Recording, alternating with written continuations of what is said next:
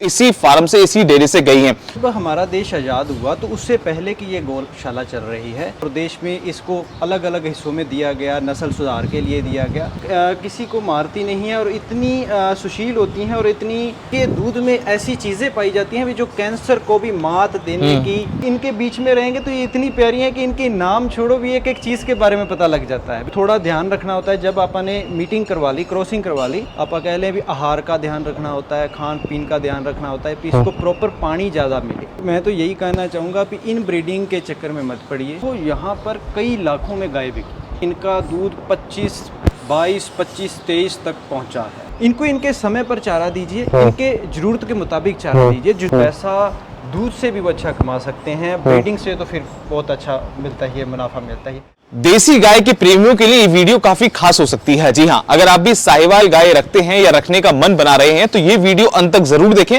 क्योंकि आज गौराश यात्रा आप पहुंची है जीवन नगर हरियाणा में।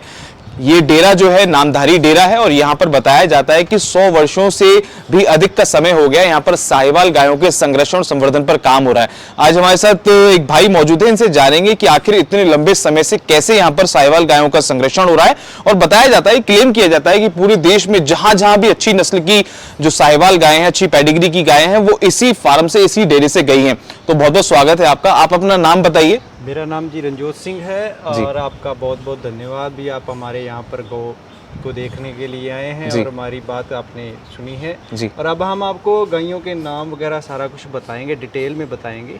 आइए हमारे साथ। जी बिल्कुल। मैं ये जानना चाहूंगा, जैसे कि आप लोग ये क्लेम करते हैं कि 100 वर्षों तक लगातार यहाँ पर साहिवाल गायों पर काम हो रहा है, तो इसका इतिहास के बारे में कुछ हमारे दर्शकों को बता दीजिए, क्योंकि लोगों की बड़ी इच्छा रहती है नस्ल की जानकारी की प्राप्त करना, क्योंकि आजकल मार्केट में बहुत सी नस्ल में गड़बड़ी हो गई, खासकर देसी नस्ल में। बिल्कुल जी।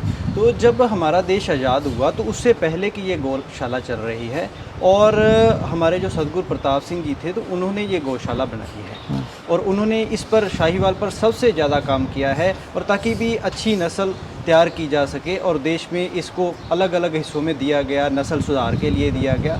तो जितनी भी इंडिया में शाहीवाल गौशाला गो गई और वो सारी की सारी यहीं से गई है। अच्छा, हाँ जी।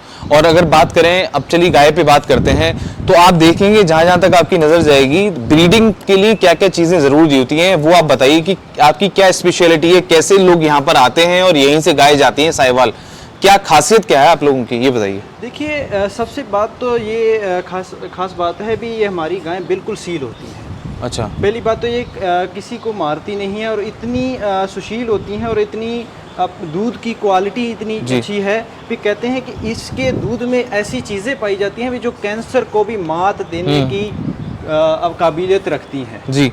अब जैसे हमारी गायें हैं, आप जैसे हाथ लगाकर देख पा रहे हैं, तो हमारी गायें कुछ भी, जैसे आप आम देखोगे जाकर तो वो लात मारती हैं। ये हमारी गाय है जिसका नाम है तापसी। तापसी, हाँ, जिसको अभी आपने देखा, ये तापसी नाम है।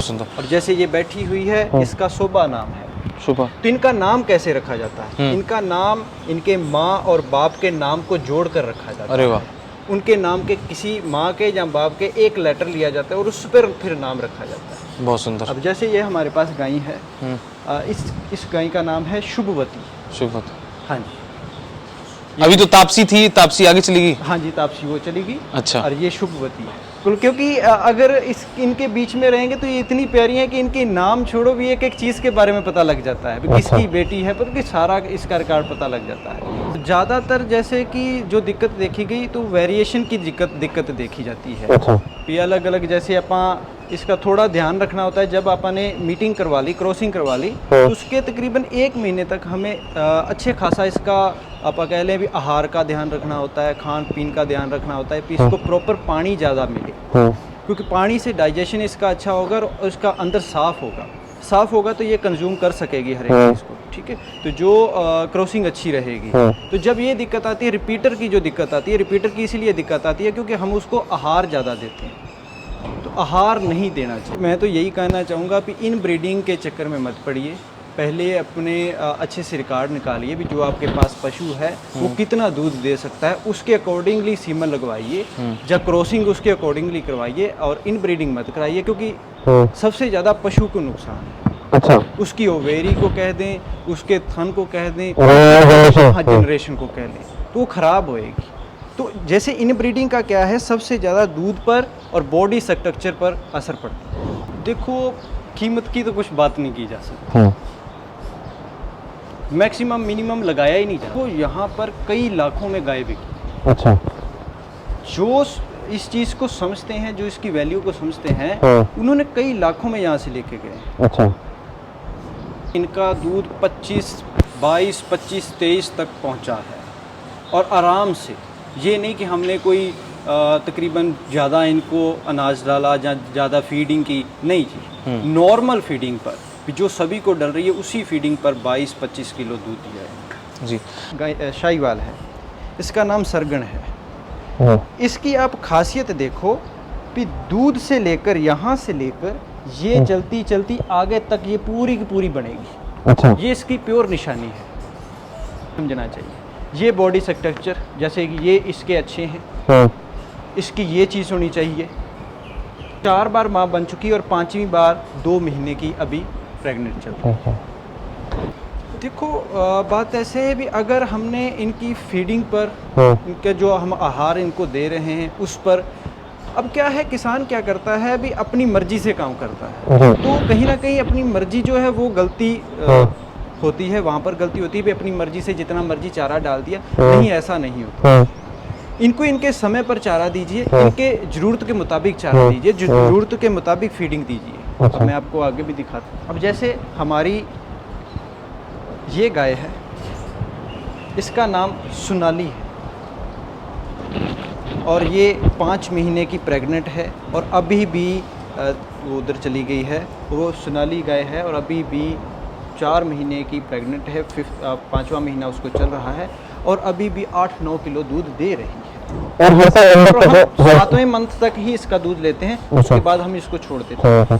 छठे तक और उसके बाद हम इसको छोड़ देते हैं। पैसा दूध से भी वो अच्छा कमा सकते हैं, ब्रीडिंग से तो फिर बहुत अच्छा मिलता ही है, मुनाफा मिलता ही है, पर प्रॉपर ध्यान दिया जाए तो नॉलेज के साथ।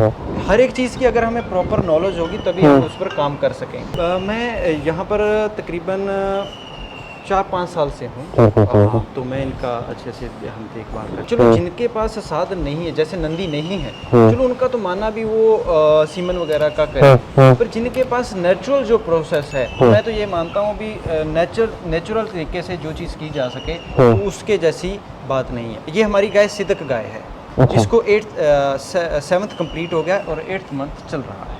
इसको 7th कंप्लीट हो जाएगा कल को 28 को और 8th शुरू हो जाएगा। इनको 3 प्रकार का गर्मियों से बुखार होता है, मेन कारण वो है। 3 बुखार होते हैं। उसके लिए आप पहली बात तो है ये है कि कैल्शियम पूरा रखिए पशु। अच्छा। तो कैल्शियम पूरा रखोगे, उससे क्या है भी दूध में अच्छा खासा रहेगा पशु और बीमार नहीं होगा। अच्छा।